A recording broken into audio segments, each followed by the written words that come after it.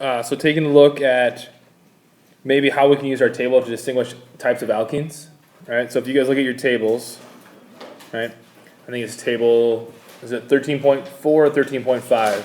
That has the CHs and the alkenes. Which one is that? 13.5? Can I see one of those for a second?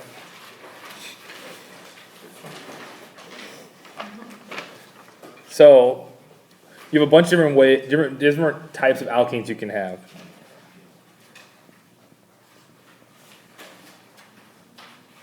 All right, that's one. You could have this. You could have a tri-substituted alkene. These R's just mean anything. They could be anything besides H. You could have this.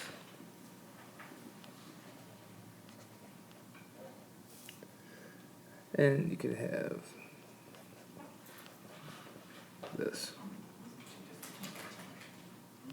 So I think there's these 5 different types of alkenes you can have, right? These that you can identify from this table using 13.5. So these are the CH bending stretches.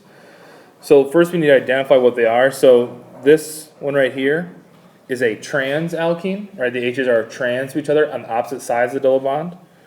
And we see a trans alkene between 980 and 960. We have a cis alkene, the H is on the same side. All right, so this one's trans. So it has to be di-substituted. Right? If it's trans, 1, 2 substituted. Di-substituted trans at 980 to 960. That's where you expect it to be at. The bend in the IR. For the cis, this one we expect to see anywhere between 730 and 675 wave numbers. Tri-substituted, right? A cis, of course, is di-substituted as well. A tri-substituted with 3 different groups and just 1 H off the alkene. That's at 840 to 800. We have 2 different types of terminal alkenes, right? Alkenes with 2 H's on the same carbon in the end, right? They can either be di-substituted or monosubstituted. So these are both terminal alkenes. And they can either be di-substituted. Di-substituted alkenes are at 890. The mono-substituted ones, they're at 990 and 910, meaning you have to have both. If you just had 990 or just 910, it wouldn't work. You have to have both of these stretches for a terminal monosubstituted alkene. So the IR in this case, right, remember we're talking about IR here, gives us quite a bit of information about alkenes, right, whether they're cis or trans, whether they're terminal, whether they're di or tri or monosubstituted, right? So it gives us quite a bit of information here. So sometimes the problems will have like 735. Yep. Is that so close enough? 735 is so close enough. Yep. So what would be the range of like 5 to 10? Yeah, I mean, if you're over a little bit and it doesn't make sense, right? Sometimes, right, these are just approximations. So sometimes it's not perfect, right? But, you know, do your best as you can. Of course, this is try. All right, so sometimes it won't be exactly perfect, but right, if it's close, it's close. All right, good. All right, trying to do a determine the structure. The molecular formula is C6H10O2. So let's see if we can figure out the DU from that. So our degrees on saturation here is equal to 2. So that means we either have 2 pi bonds or rings. So no benzene ring. The IR has a peak at 3020. And it doesn't say it's broad. So that would mean what to us, 3020? SP2 what? CHs. SP2 CHs. Another peak at 2955. What does that tell us? SP3 CHs. Got a peak at 1740. What does that tell us? Probably ester, C double bond O for sure. Maybe ester, right? Depends on whether it's conjugated or not. 1654. What kind of stretch is that? 1654. What would that be? Probably C double bond C. Alkene. 1186. 1186. What is that? Or what could it be? Right, we're just trying to figure out what it could be, not necessarily know for sure. 1186, C double bond O. CO single bond, right? I mean CO. Yep, the CO single bond. And then we have a peak at 971. What does 971 tell us? Transalkene. Alkene. Trans. Right? Good. So let's shrink that down. Let's bring this over here. We'll shrink this down. So we can subtract. Right now, we probably know for sure what? We have a transalkene. So we can subtract C2H2 minus C2H2. So we have C4H8O2. We probably have we know we have a carbonyl, a CO, so you can subtract CO. So you have C3H8O. So we know we have these pieces, carbonyl and a transalkene.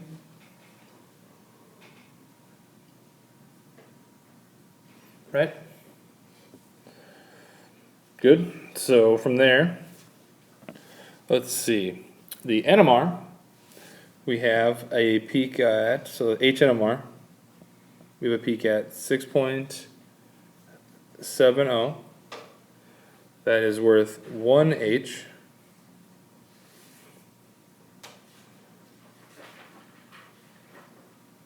And it has, let's see what that would be. 1 H, and that is a doublet of quartets. And that has a J equal to 1 hertz and a 15 hertz. We have another peak at 5.90, worth 1 H.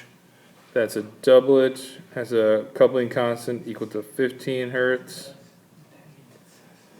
We have a peak at 4.05, worth 2 H's. That is a quartet, has a coupling constant equal to 7 hertz. 1.88, 3 H's. That's a doublet. J is equal to 1 hertz. And then finally a peak at 1.21, worth 3 H's. That's a triplet. And the J is equal to 7 hertz. All right. So we have A, B, C, D, and E. Good. So where do you want to start? You want to start at the most deshielded or most shielded? Deshielded? Okay. So let's do that. Let me get this over here. So A is the most deshielded, 6.7. It's a doublet of quartets. So that's presumably what? It's probably one of the, what region is that in? Or close to? The what? And the carboxylic or 6.7? it's vanillic. Vanillic, yeah. So it's probably one of these two, right? So presumably these two are splitting each other, right? And they're trans to each other. So a trans coupling constant, of course, is 15 hertz, which makes sense here.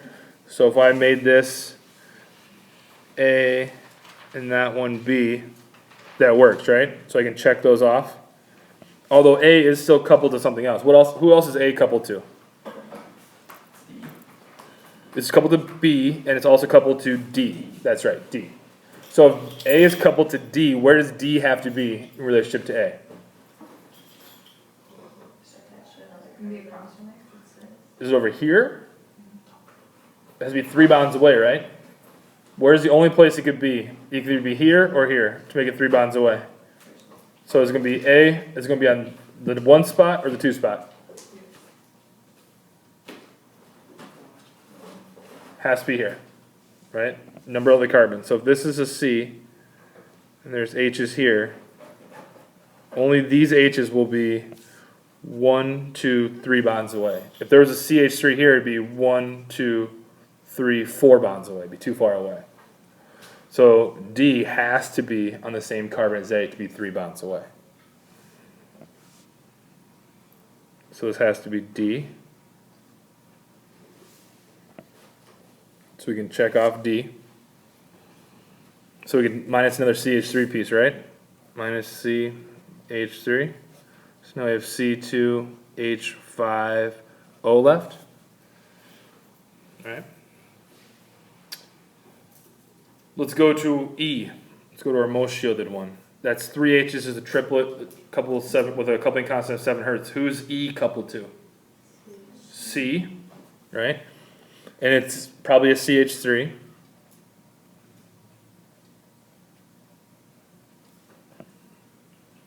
So these would all be E. And they'd have to be next to C, which is a CH2, right?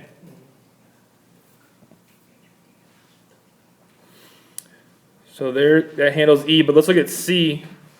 So that takes out, we can minus a C2H5, right? So we still have an oxygen left over. We gotta do something with that oxygen. So where should we put that oxygen at? Where do you guys think? If you look at our frequencies, where? We could, but look at these other frequencies, right? These guys are falling in the range. Who needs to be next to this oxygen? C. 4.05. C needs to be next to that oxygen, right? How are we going to make C that de-shielded? Right? How are we going to make C that de-shielded? So the oxygen needs to be here. Yep. All right, so check that off. So now you have, let's see, you have 1, 2, 3 pieces. How are you going to put them together? All right, so we have our 3 pieces. If I shrink some of this stuff up now.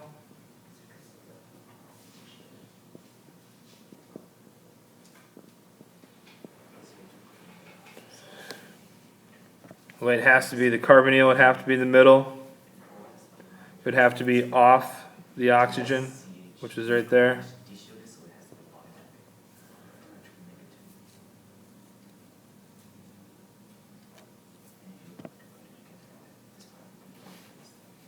Alkene must be trans. And we do have an ester as we predicted before. Right there. So that would be our final product. So going over number 9 from exam 2 from 2014. So I'm seeing a lot of people they're confusing IR and UV vis. IR has wave numbers. UV vis talks about wavelengths. These are different things. Right? If we're talking about UV vis, we're talking about wavelengths of light, right? Ultraviolet light, to be specific, right? So, in this case, we have, let's see, we have 4 molecules.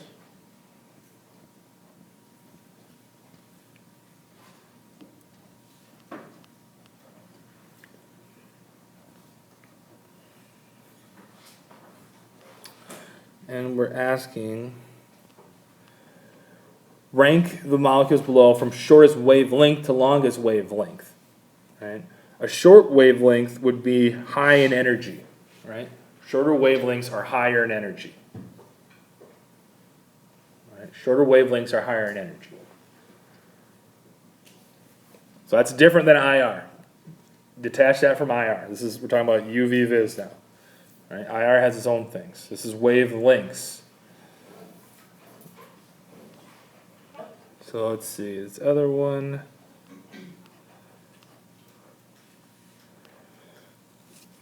And draw this one in as well. Okay.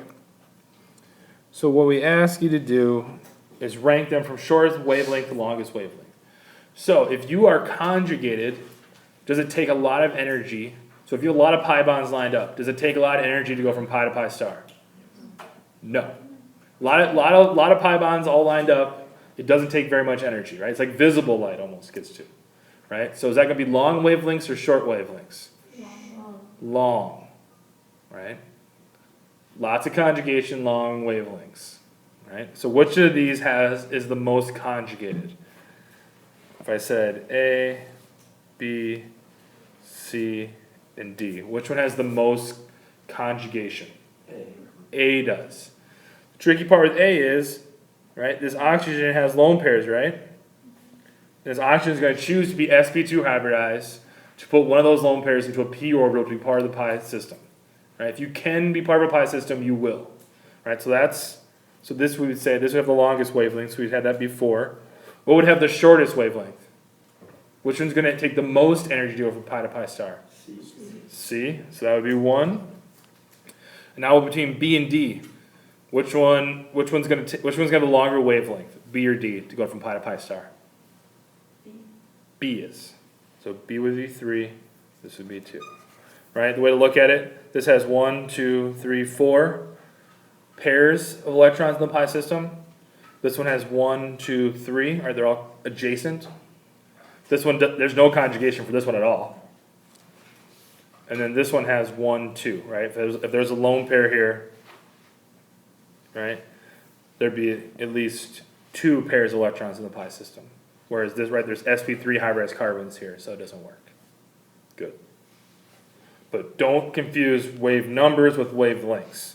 Different thing. Wave numbers are for IR, wavelengths are for UV, right? Go back and look at that table we gave you that had, right, all the different types of spectroscopy, right, and the different things they told us and what kind of radiation they use. So for number 2, exam 4, or nope, oh god, exam 2 from 2014. It asks, what are the structures of the 3 major fragments which you see for the following compound? So the compound is this.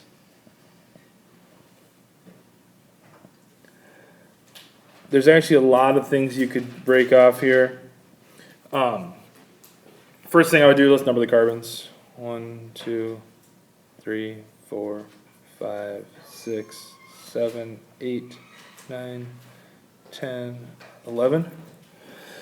So numbering those carbons, the gist of this question is asking you, do you understand what are going to be stable fragments, right? First of all, in mass spec, right, if they, which fragments is the base peak? So base peak, of course, is the fragment that's the most stable, right? What's the base peak? And then what fragments do we actually see? We always see what kind of fragments?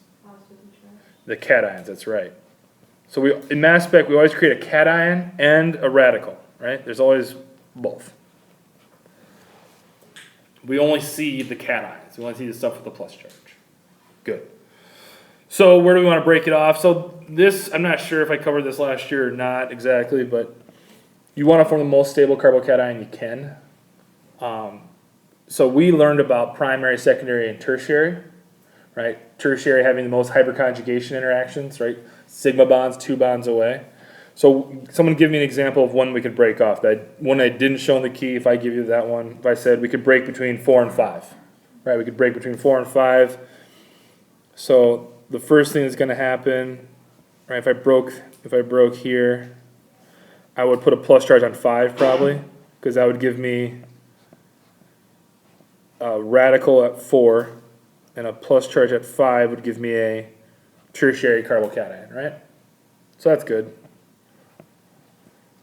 3, 4, 4, 5, 6, 7, 8, 9, 10, 11.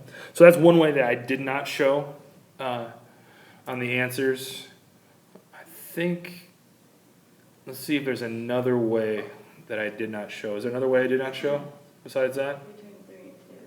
Between 3 and 2 I could. It's the only problem with going between 3 and 2. Let's take a look at between 3 and 2. So if this is 4 to 5, let's look at between 3 and 2. I could put a plus charge on 3 then, right? But then there'd be a radical on 2. And that'd put the dot closer to the new, that'd be okay. It wouldn't be, that's actually really bad, but I'll explain that probably later to you guys. This part would be fine. This part would be fine. The plus charge on 3, that'd be fine, right? So 1, 2, 3, 4, 5, 6, 7, 8, 9, 10, 11. So let's think about why that would be bad. Where would that lone pair go? What molecular orbital will that lone pair go into? Has to be in an sp2 orbital, right?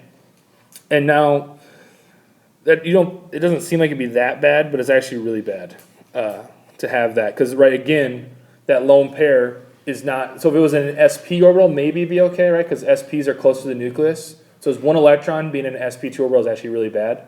So we wouldn't want to do that. So C to 3 to 2 wouldn't be the best place to break because of that. If you look at that radical, or if you even put a plus charge, right? Even if you had nothing there, that'd be even worse. That'd be, right? Because now you want to get an empty orbital as far away from the nucleus as possible, right? So this is an sp2 orbital, so you're kind of stuck in no man's land, right? You're far enough away from the nucleus where this electron's not happy, and then if the thing was completely empty, you're still close up to the nucleus where you're not happy either, right? So it's like a plus charge would rather be sp3. If it's a negative charge, it'd rather be sp, and this is kind of stuck in no man's land. But we'll talk more about that later. The best breakage that you can make is anywhere where you can create something like this, which I show. So that was, right? Something like that, where you make a CH3 radical. So in this case, I broke 7 to 3.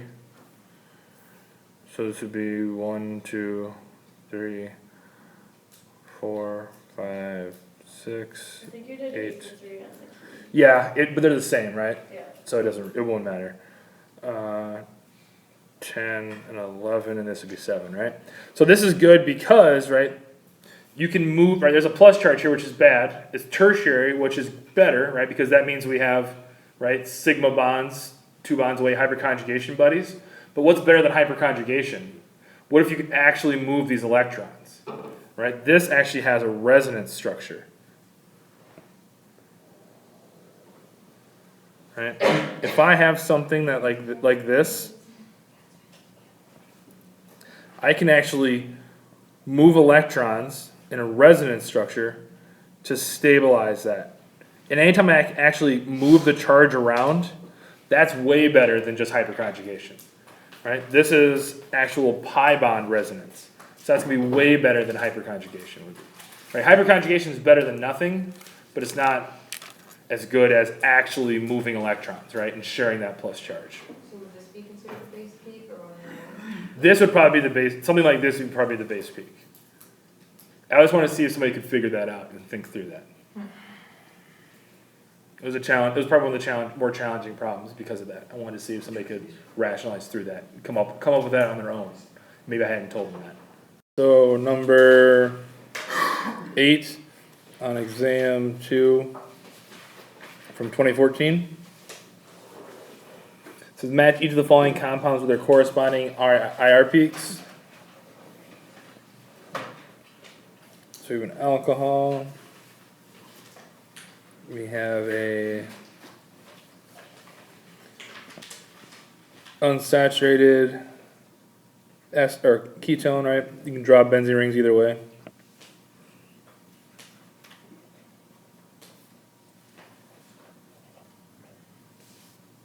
Another ketone that's saturated, and then a saturated ester.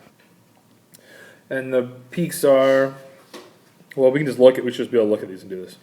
So if we have an OH, which we expect? Something broad, where at? So broad peak, and remember we're talking about IR here. So we're on wave numbers. Around 3,300, that makes sense.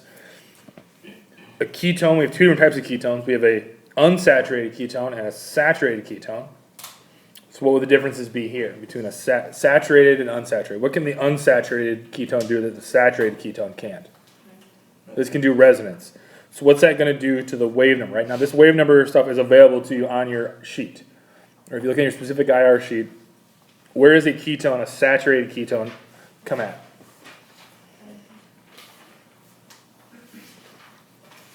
(1715) is that what it says on there? All right, 1715. So really, you don't even need to know the difference. All you needed to know in this case was this was unsaturated, this was saturated, because what's on your sheet, it tells you where does an unsaturated ketone go. 1690. And what about an ester, a saturated ester? Where would that be at? So ester saturated.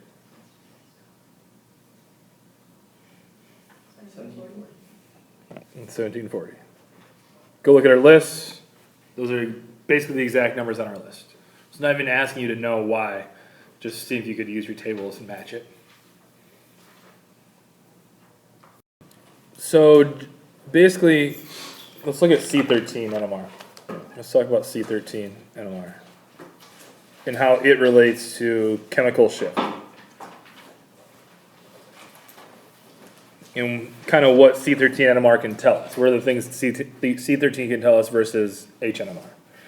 Right? So C13 can tell us something about whether a carbon is shielded or de-shielded.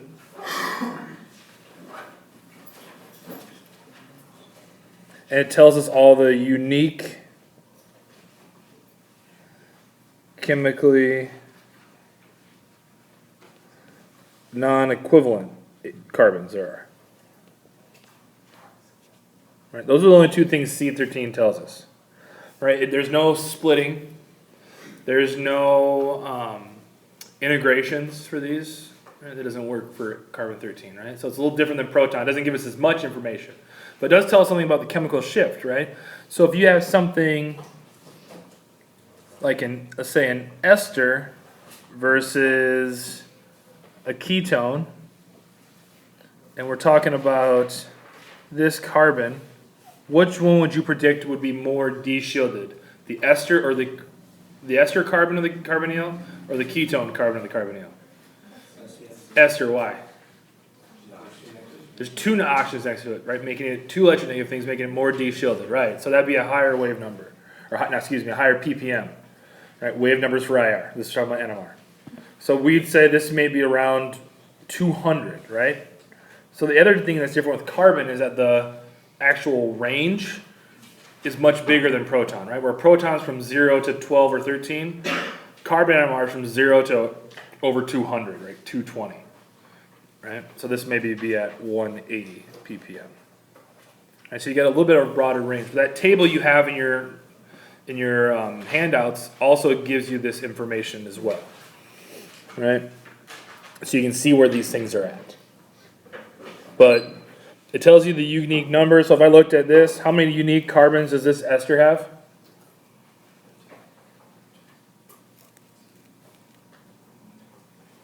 How many carbons? 3. 1, 2, 3. So if we said this was at 200, where would we expect this carbon to be at? If we look at our table, where would it be at?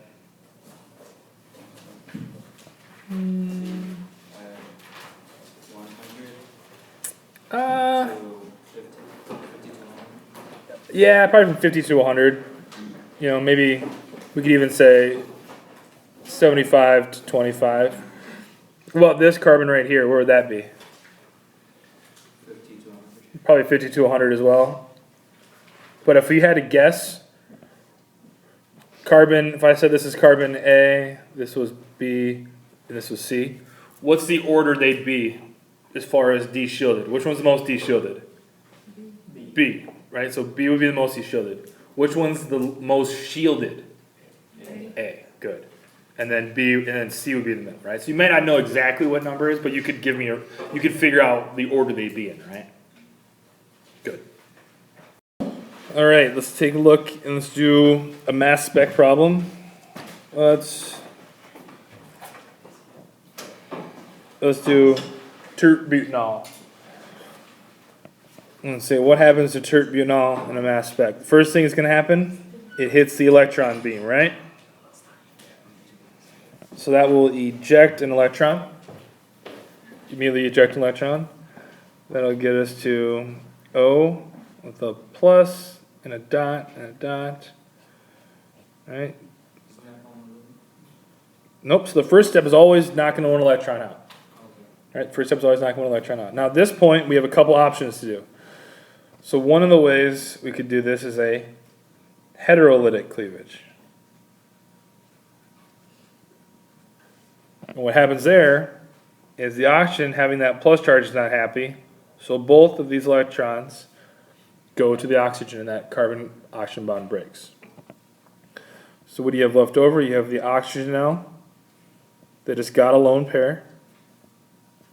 The oxygen doesn't have the plus charge anymore. Right, the plus charge now belongs to what? The carbon. So what part are you actually going to detect in the mass spec? This part. Right? Which part was the molecular? Oh, I lost the carbon along the way. There you go. Tert-butyl. Right? So that's a heterolytic cleavage. All right, so taking a look for a mass spec type question involving the isotopes of chlorine and bromine. So chlorine and bromine both have isotopes. Chlorine has a 35 and a 37. Bromine has a 79 and an 81. So these are naturally occurring isotopes, right, with different masses, different numbers of neutrons. So chlorine isotopes exist in a 3-to-1 ratio. Bromine's two isotopes exist in a 1-to-1 ratio. So if you have a compound, let's say with a chlorine in it, the molecular ion for that molecule, right, which would be something that looks like this, right?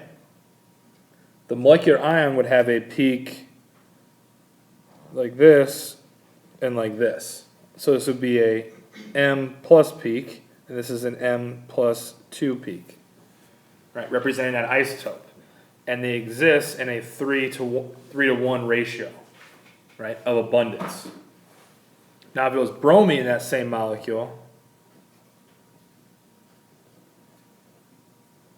right, there's our molecular ion. We've got one electron knocked out first. We'd have peaks that look like this. They should be exactly the same size, an M plus and an M plus 2 peak. That would tell me that I have a bromine isotope. I have a bromine in that molecule. That my molecular ion, I have a M and M plus 2 peak that are in equal ratios. Versus if I had chlorine, it'd be a 3-to-1 ratio. Good. Right, so the M plus 2 represents the isotope, right? Because the difference in these isotopes is 2 neutrons, 2 mass units. That's why the M plus 2 is, right, that's what it represents. So M plus means molecular ion, and then molecular ion plus 2 would be the isotopes, because each of them are, the isotopes are just 2 mass units greater.